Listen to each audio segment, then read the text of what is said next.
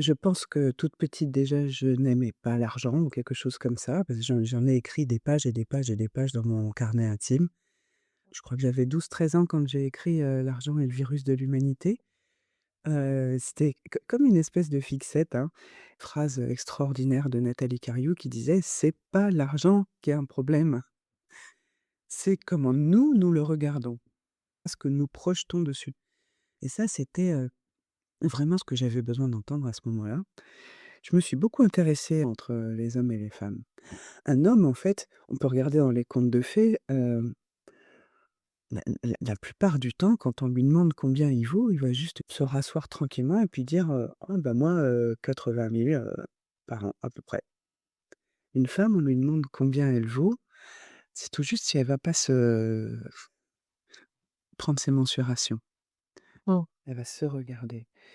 Hem, je prétends que, la relation à l'argent est un trauma systémique, Mmh. en tout cas, chez nous. Pour que tant de gens soient stressés au possible, à l'idée de regarder leur compte, qu'on est, soumis à, en moyenne, 16 000 messages publicitaires par jour, depuis notre naissance.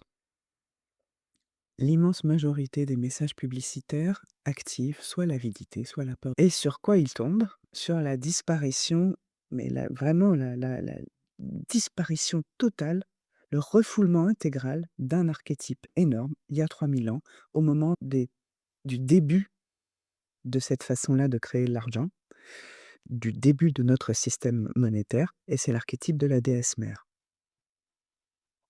L'archétype de la fécondité, de la croissance. De l'interdépendance, de la confiance. À chaque transaction, allez écouter qu'est-ce qui se passe en moi? Mmh. Qu'est-ce qui se passe en moi? Pour me connaître mieux, pour mieux nourrir mes besoins et cetera et cetera.